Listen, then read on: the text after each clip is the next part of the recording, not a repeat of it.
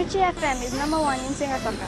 और किसके सुनिए यार, हमारा एक सच्चा साथी है मिर्ची एफएम लंबा साथी. I love Mirchi FM. It's so hot. देखे में लाल लाल, खाए में हाय हाय. Tangi taupo में Mirchi FM is hot. Here at Rugby Town, Singapore, love listening to Mirchi FM. Mirchi FM, it's hot. Mirchi FM is number 1 in Suva. It's hot. हम इंग्लिश लंबासा में रहता है तो क्या बताइए हम मिर्ची एफएम सुनता है. Mirchi FM बहुत जुलूम जुलूम. Mirchi FM, it's hot.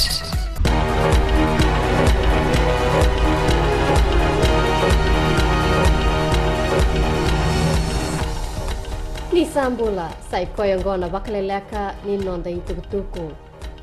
May bakandei takatiko na volleyball bola ni rugby unioni ana nonda benua. Ni samai seni takitiko endona 20 na dinati kina vidana kambani le levu ana nonda benua. E toka ana vasanga bulu na milioni na isau ni veito koniongo. Tukono Filimoni Wangambada na chairmani ni volleyball bola ni rito mai veito koni tiko na kambani ni Vodafone, CJ Patel, Home Finance, Telecom Fiji, Fijian Holdings, Kena Fiji Airways. And andong dikebi tiko na veito koniongo and na vea tolu na ambaki, kana lima tiko na ambaki na veito koni wakailabu ongo. E kainai wakalesilesi liu ni matambosi ni labu musuki ni tambadakadaka o aisake taito. Ni rato sanga ni mbau dingoma e ndona vei wakandei taki and e kana mai woli tiko na hotela mai na Momi Bay. E kai o teito ni mai la sika tiko na taro e na wuku ni tos ni takadaka mai na Momi Bay ki na tandola e na kena tara na vei vale so.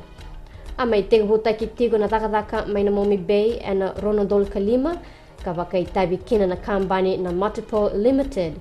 Ka mai wakai ngataki kina e donandrau 5.1 na miliona dola ni mbera ni mai dhaba koso na takadaka. Pero sambele mauti na lewe rua na ngone buli na university karawa tor wakailoa mai na dona kaunde e tinika ono na $1 na dola. Pero sambe taki o Manjit Singh ke Rajnil Chaudhry na tini na dhala ni tori labo wakailoa.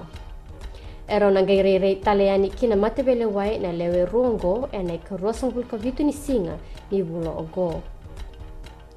Kinigito, ero tau sa wakana mata tuyani na dhorbo ni tim ni biti na kena mai tekbu takitiko na sota ni Wellington Sevens ni mataka. Ero mai diditiko na bako ko yango na dhorbo ni kua karatongan reba merato nanganga na sota ongo. Na yote tiningona anganga o viti ana sota ongo oya na ronondolu katini. Sa me dabe keri na Vakaleleka ni nonda itukutuku ni temo demanda.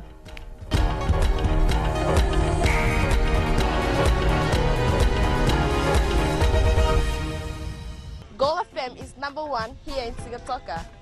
Gold FM is our favorite radio station here in Lautoka. Gold FM is number 1 in Nel. I love listening to Gold FM in Ba.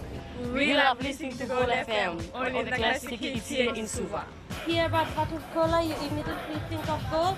I'm Josephine Sabi and I love hearing Gold FM. Gold FM, only the classic hits.